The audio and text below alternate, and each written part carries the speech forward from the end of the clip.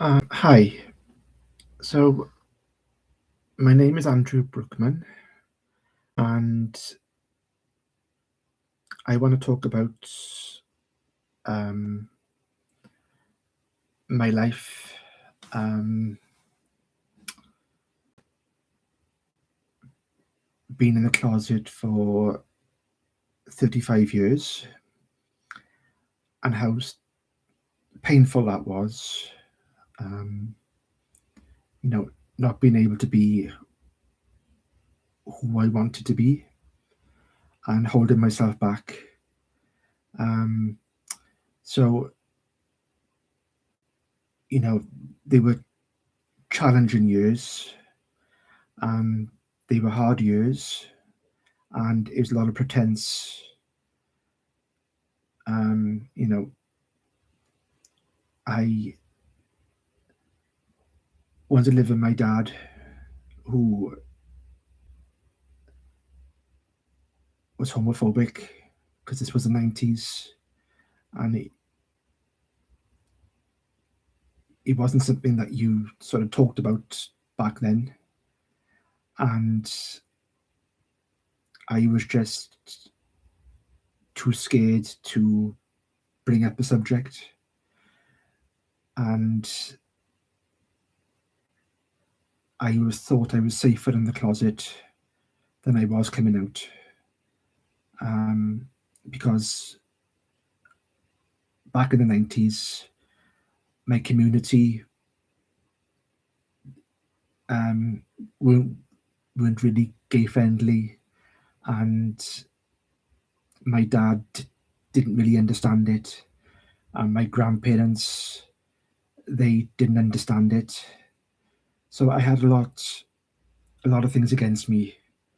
Um, and people say, well, why didn't you just tell people and just be honest? And I couldn't, because I didn't have the self esteem, the confidence, or the self worth to say, that I was gay. So I kept it hidden. I thought the best thing to do was to keep it hidden, but I didn't realize the pain I would go through when you're holding your body and mind back from a natural progression. The the struggle um, every day to pretend um, that you're just different people, to keep acting and to put on pretense and to, to give off um, a smiley face that everything's okay, but there's a lot of pain because you're just not being you. Um, I think my mother knew from when I was 14, um, but then I went to live with my dad. I think my dad knew, but he didn't want to face it. My grandparents knew. I know I'd never had a girlfriend. Um, I never, I was a loner. Um, they, you know, they knew something wasn't right, but they sort of let me know in their own way that, you know, don't bring gay shame to my front door. You know, just hide it. They knew I was hiding it, and I think they sort of didn't talk about it because you know they knew that in their own way they knew that I was hiding it.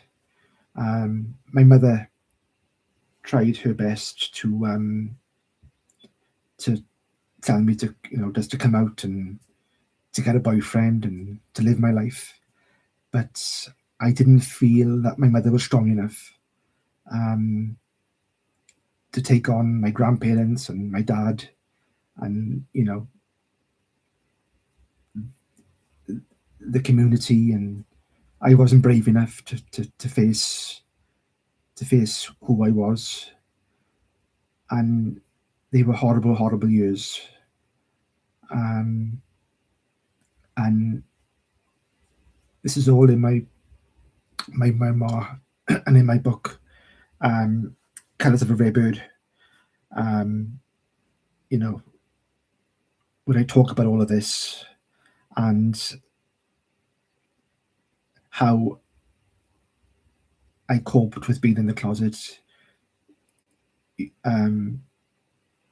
counselling, cognitive behavioural therapy, going to the gym, constantly working, just keeping busy, and but the pain, the pain is just horrific. When you're laying in bed at night or you're sitting there watching the telly and you should be out there enjoying yourself, and you should have friends and you should be socializing, and you're hiding away in the house, and you just feel like you want to scream. I felt like I wanted to climb up on the roof and scream my head off for my dad to hear me and for my grandparents to hear me, because I wasn't living. I was just surviving. So I'm going to leave it there for now.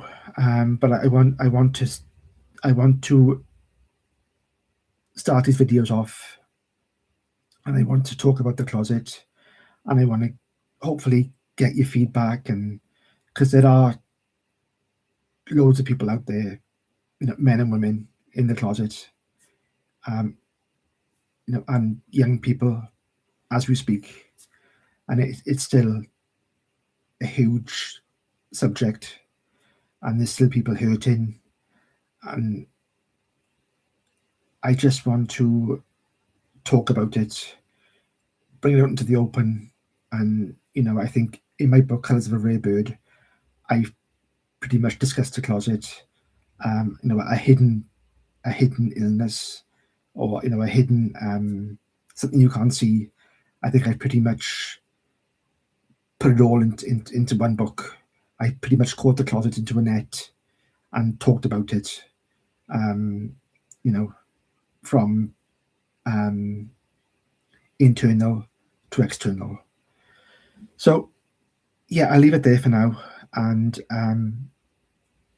my next video, which will be on Friday, I'll talk about more about my book, more about the closet, and bring it out into the open, and just talk about the closet, the closet homosexual, and if you can talk about it and if you can discuss it and bring it out into the open, then communication can start. So yeah, thanks for listening, and I'll speak to you soon. Thank you all.